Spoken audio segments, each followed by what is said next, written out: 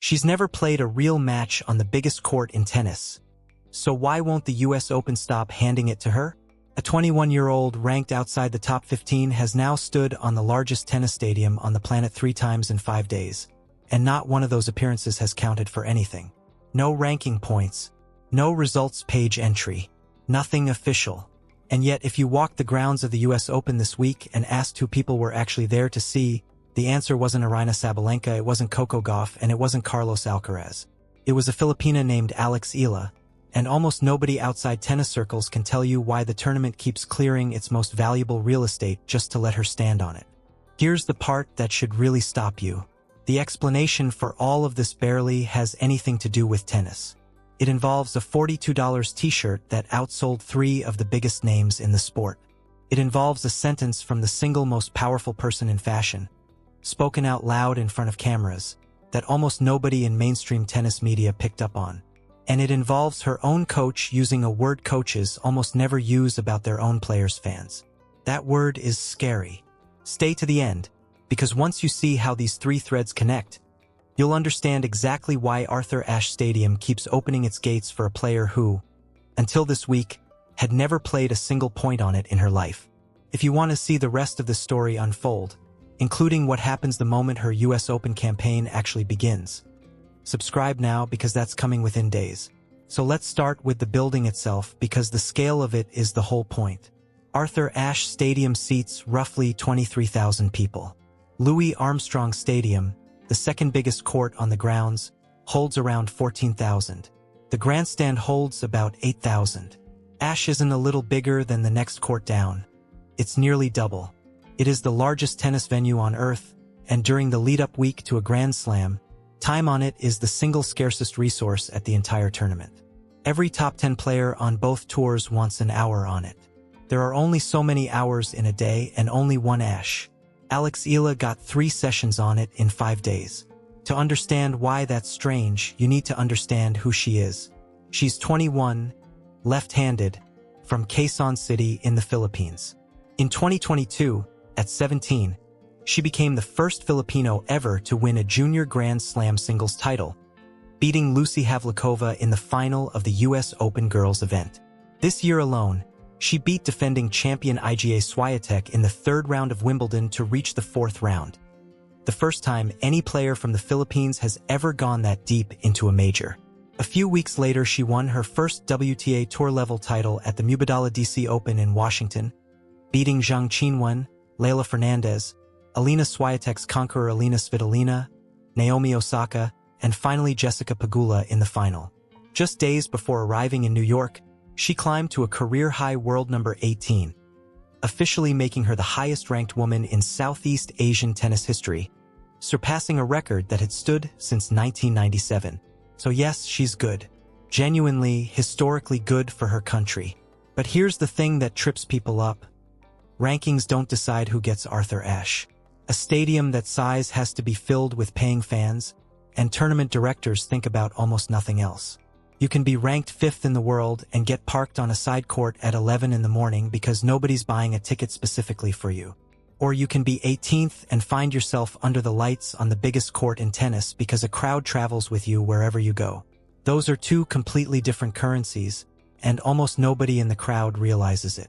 So who decided Eala belonged on that court before she'd played a single competitive point on it? The first clue showed up on August 23rd. A fan filmed her hitting on Arthur Ashe with Grigor Dimitrov, a former world number 3, a Masters 1000 champion, a player so respected that his absence from this year's wildcard list actually sparked public backlash at the tournament. Dimitrov plays with the kind of slice and variety that almost nobody else on tour offers, which matters enormously for a left-hander like Eala, who spends most of her career facing right-handed patterns. 3 days before the tournament, on the biggest stadium in the sport, with a former top 3 player who wasn't even in the main draw. Somebody arranged that. Nobody said who or why. 3 days later, on August 26th, she was back on Ashe. This time for close to an hour with Venus Williams, a 2-time US Open champion who's been walking onto that court since the 1990s. Reports from the ground described Eala using the sessions to fine-tune her game just days before the main draw. At the same time, she was also fitting in a training block with Joan Bosch, her longtime coach. Then came August 27th, and this time the seats weren't empty. It was called Stars of the Open, the last ticketed event of Fan Week, tickets starting around $30, players wearing live microphones so the crowd could hear every word. The tournament picked 4 names to headline that night: João Fonseca of Brazil, Lerner Tien of the United States, Iva Jovic of the United States, and Alex Eala of the Philippines. 3 of those 4 represent the 2 biggest tennis markets in the world. Eala was the outlier, and she was still one of the 4 names chosen to sell out the largest court in the sport. And here's where it actually got tense, because the opponent they picked for her wasn't random. Iva Jovic is 18, ranked inside the world's top 15, and had already beaten Eala twice this year, once at the French Open, once at the HSBC Championships in London. This wasn't a gentle exhibition rally. It was 2 friends who happened to also be genuine rivals, walking out in front of a nearly full Arthur Ashe Stadium for the first time in either of their careers. Eala herself said afterward how special it felt to finally step onto that court, remembering herself as a junior wondering when her turn would come. So what happened? Jovic raced out to an early lead. Eala clawed the set level at 3 games apiece, and then Jovic closed it out, winning 6-3. It wasn't the outcome the hometown supporters wanted, but the result almost wasn't the point. Midway through, the 2 players brought their own fathers onto the court for a light-hearted doubles point, and the crowd, heavy with Filipino flags, just like it's been all season, stayed loud from the first point to the last.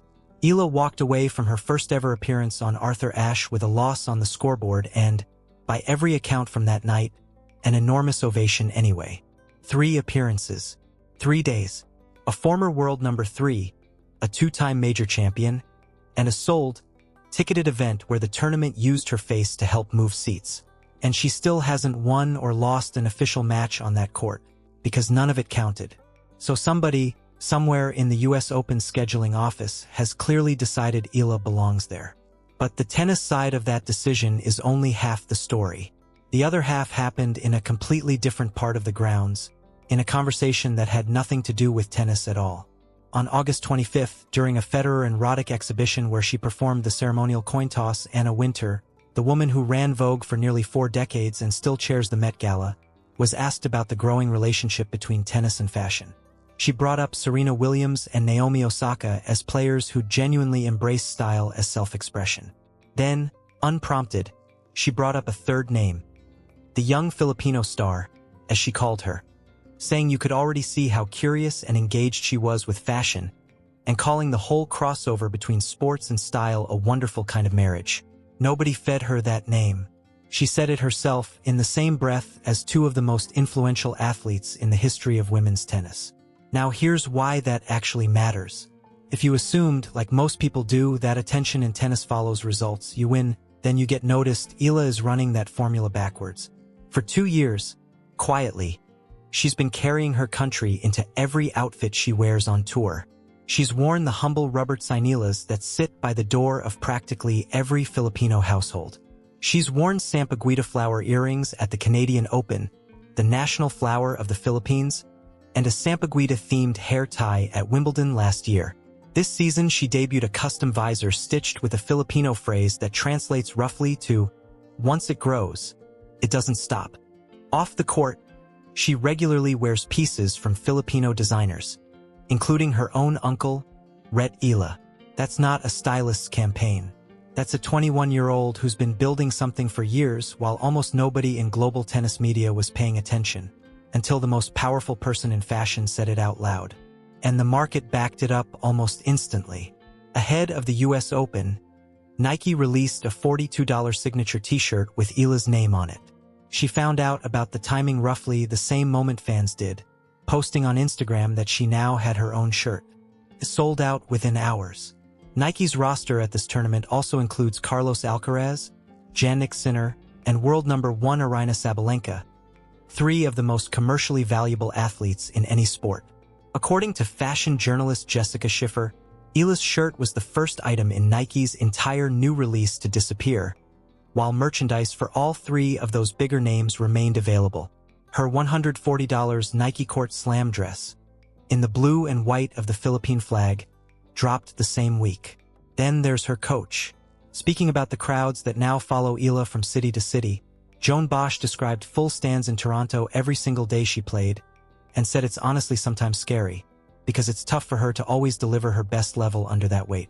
That's a coach admitting, out loud, that his 21-year-old player doesn't get quiet, ordinary afternoons anymore. Every match now owes something to a full house. And then there's Queens. Go back to 2025 when Eala, then ranked 75th in the world, faced 14th seed Clara Towson in her first ever US Open main draw match. She trailed 5-1 in the deciding set, 3 points from going home, and somehow clawed her way back, saving 5 match points to win it in a third set tiebreak, 6-3, 2-6, 7-6, in a match that ran 2 hours and 36 minutes. It made her the first Filipino man or woman to win a Grand Slam main draw match in the Open era. Afterward, she said something that's stuck with people ever since, that she doesn't have a home tournament, so having that community behind her at the US Open made her feel like she was home. Flushing Meadows sits minutes from Little Manila, the Filipino neighborhood in Queens, and of the 4 Grand Slams, it's the only one built next to a Filipino community large enough to fill a stadium on its own. Put those 3 pieces together and the picture becomes obvious. Retail voted in a matter of hours when her shirt outsold 3 of the biggest names in the sport. Her own coaching box voted, in the word scary, describing a level of support that follows her across countries. And a neighborhood in Queens voted a full year before most of the tennis world had even learned her name. None of those 3 things ever talked to each other.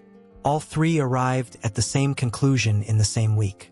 So why does the biggest tournament in America keep handing its biggest court to a player who's never had an official result on it? Because Arthur Ashe doesn't get filled by rankings. It gets filled by people who buy tickets, and Eala brings a crowd with her wherever she plays. That's an enormous advantage, and every player on tour would take it in a heartbeat. But it cuts both ways. There's no quiet Tuesday afternoon left for her anymore. No ordinary day to have a bad match where nobody notices. Her own coach already told us how that feels from the inside. For 100 years, the path to becoming a star in American tennis has run through one door. Win first, get noticed second. Eala walked in through a different one entirely: fashion, retail, and a community that adopted her before the sport's mainstream media caught up. Whether that becomes a genuinely new blueprint or fades the moment results dip is still an open question, and it's a fair one to ask. What isn't in question is what happens next. The singles main draw opens August 30th, with Eala seated 17th after a withdrawal moved her up from her actual ranking. She'll walk out to play her first official match in that building, in front of the exact crowd her coach has called scary, for the first time when it actually counts. Everything you just watched, Dimitrov, Venus, the exhibition loss to Jovic, Anna Wintour saying her name next to Serena in Osaka, all of it was the rehearsal. The number of competitive wins she has on that specific court is still 0. If you want to be there the moment that number changes, subscribe now, because I'll be covering every round of her run from here.